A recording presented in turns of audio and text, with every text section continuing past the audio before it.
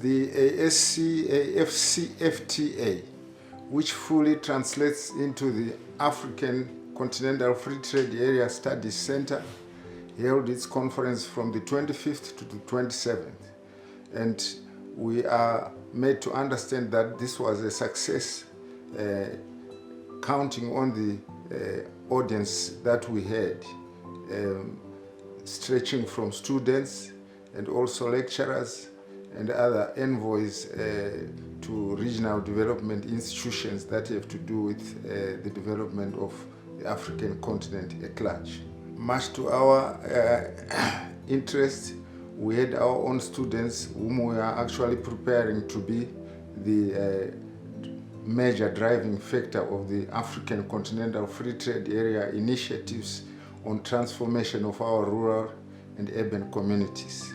We had quite a good number of students. Then we also had officials from the University of Zimbabwe and from the Afrcan Union AfCFTA office in Ghana. We also had an envoy from the European Economic Commission of the United Nations. Then a few of our colleagues, lecturers, they were also part of this conference. Others could not attend because there were setbacks with our platform initially. The kind of shortfalls in electricity, they were kind of a hindrance to several who could not emerge onto the platform. We had several breakups with electricity, and I think this is one other factor that could have made it difficult for others to emerge on the platform. But on the overall, we are very happy with the outcome, the quality of papers, and the way they understand the argument of the African Continental Free Trade Area as an initiative or flagship of the Afrcan Union. They understand it very well, that it must be a vehicle to transform the mostly marginalized majority of the Africans in the rural and urban communities.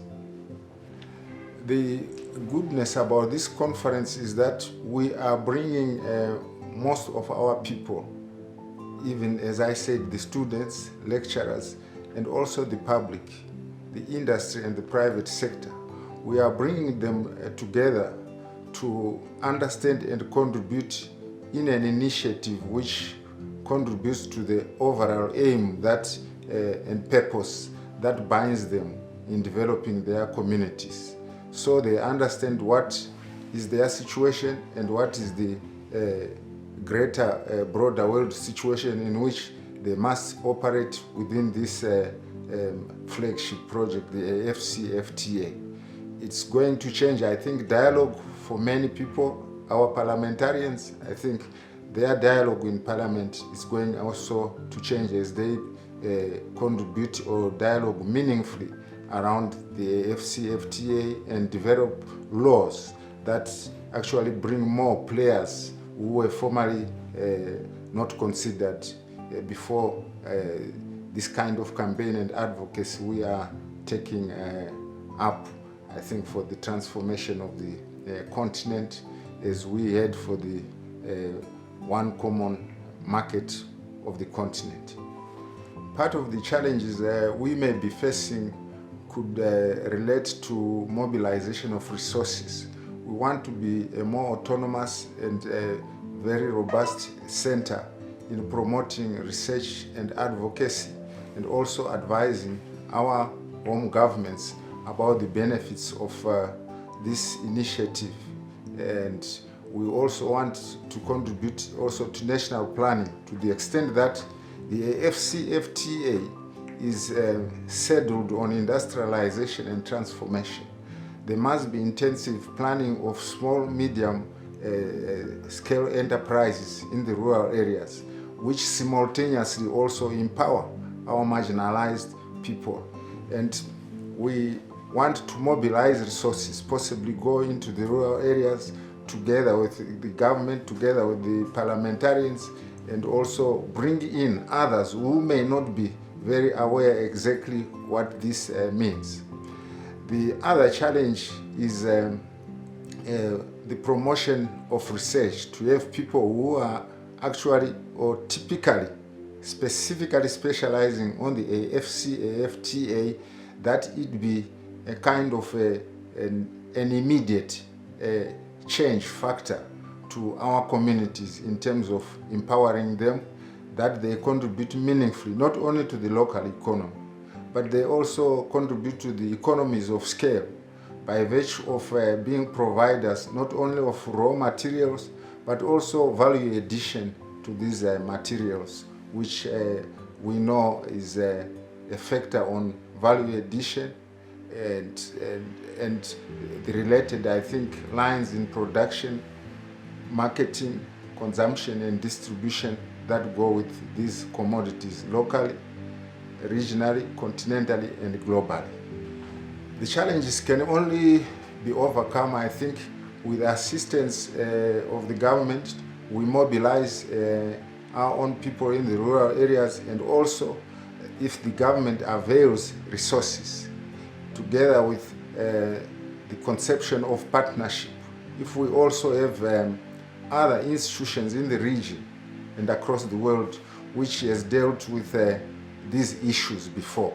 I think in Asia, the Oceania, Latin America and the Europe, which have greater experience on this issue, the continental free trade area concepts.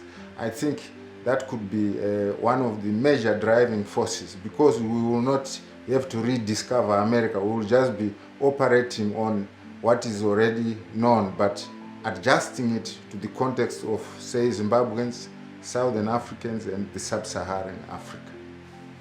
The future task of the African Continental Free Trade Area Studies Centre is now to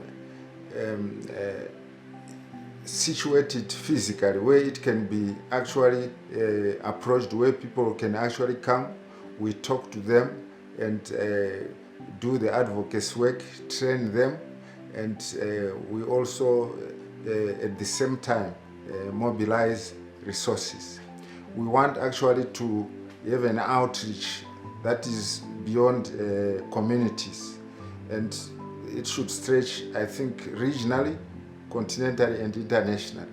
But the major aim being deriving value, cross-sector value into the backyard rural and urban communities that we think are marginalized in the industrialization and overall development process.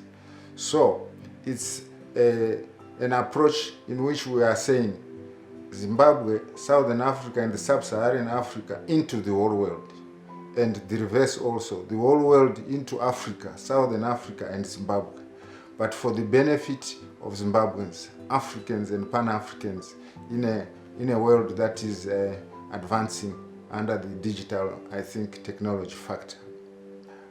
I would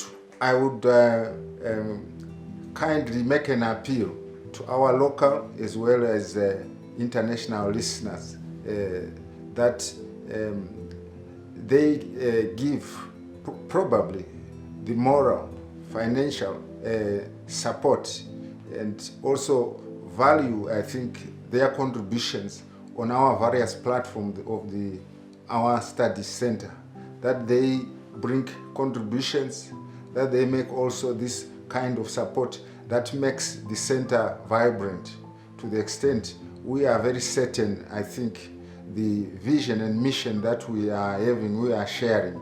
It's like us, but we believe it belongs to everybody. I think we as this Pan-African, I think, understanding that we have African aspirations, interests and expectations that we have to meet, and the AfCFTA Initiative as a flagship Pan-African project or African Union project, it can actually afford us these wonderful opportunities, I think, to transform ourselves even from the backyard, but on the strength of developing our industries, small, medium, and whatever form they could be, together with a fast-moving digital world. Thank you.